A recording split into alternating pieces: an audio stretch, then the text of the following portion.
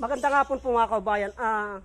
Kagagaling namin magmisyon, galing kami ng San Antonio, Zambales, at bago po kami uwi ay dumaan po kami dito sa San Jose, Castillo, Zambales, at may kukunin po akong dalawang uri ng halamang gamot na napakabisa po sa dingge. Marami pong nagagamot po ito mga kaubayan. Pero bago ang lahat po ay huwag po sana ninyong kalimutan na mag-subscribe sa aking YouTube channel at pakipindot na din po ang notification bell para updated po kayo sa lahat ng ipapalabas kong videos. Ganon din po, pakipalo po ang aking FB page.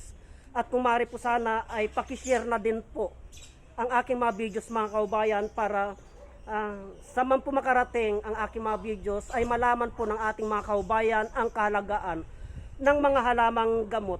Narito po yung malakas na halamang gamot para sa dengue, para sa mga nadidinggi, hindi lang sa dengue mga kaubayan. Tara na po, puntahan po natin sa bukid. Doon po sa bukid mga kaubayan, pupuntahan po natin. Tara na po.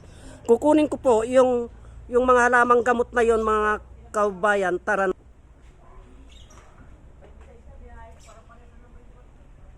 Doon po lamang mga kaubayan sa kabukiran nakukuha yon. Kaya puntahan po natin doon sa bukid. Doon po sa Kamutian, kung inyo pong napanood yung aking mga videos ay dito po ako tumatakbo mga kaubayan na nangunguha ng mga halamang gamot dito sa kabukiran. Dito sa kabukiran na yan mga kaubayan ay napakarami pong halamang gamot. Ang cute ng kalabaw. Napaka-cute ng mga kalabaw mga kaubayan. Oh.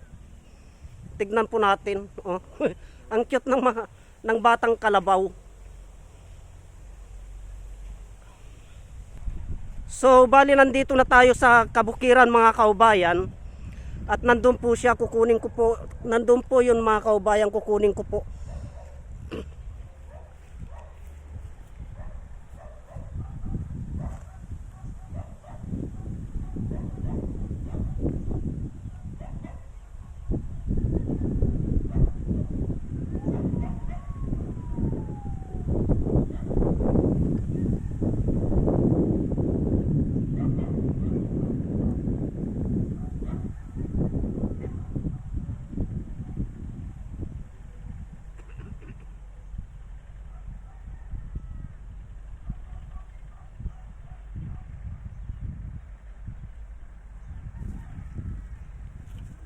Mga kaubayan, ito yung tinatawag naming araritos. Napakabisa po na panggamot sa dengue po ito. At kukunin din po natin mga kaubayan yung isa pang kasangkapan niya. Nandun naman po yung isang kasangkapan niya mga kaubayan. Nandun sa banda roon. Kukunin po natin at ipapaliwanag ko po.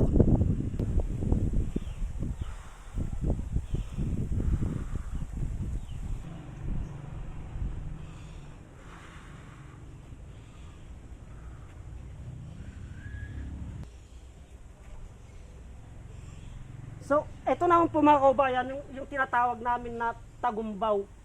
Ito. Tagumbaw po ito mga kaubayan. Kukuha po tayo.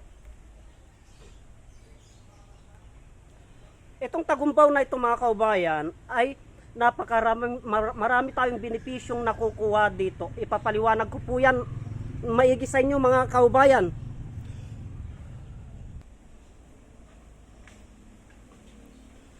Itong tuba-tuba mga kaubayan, itong tagumbaw na ito mga kaubayan, ito, at itong araritos, ito, ay napakabisa po na panggamot sa sakit na dengue. Maliban dyan, ginagamit din namin na panggamot sa ubo ito sa mga bata. At sa pilay din po ito, ginagamit din namin sa mga pilay ito sa mga lamig. Pero pag itong dalawa na ito mga kaubayan, pag itong dalawa na ito, pinagsama mo, kinatas mo at ipinainom mo, napakabisa po sa may dengue ito. Dengue po ang target nito. Maliban sa dengue, marami pa pong karamdaman ang kayang lunasan nito mga kaubayan. Kaya wag po ninyong baliwalain ang kakayahan ng halamang gamot na ito. Itong tuba-tuba at araritos. Ito po. May mga sa ating mga kababayan na taga ibang lugar ay may tawag po silang iba dito. Mga kaubayan, hindi ko po alam kung ano pang ibang pangalan nito. Basta ang alam namin dito sa kaming mga Ilocano, Araritos at Tagumbaw o kaya Tuba-Tuba, mga kaubayan. Kaya wag po nating baliwalain itong kakayahan ng mga halamang gamot na ito. Hanggang dito na lamang po at marami pong salamat.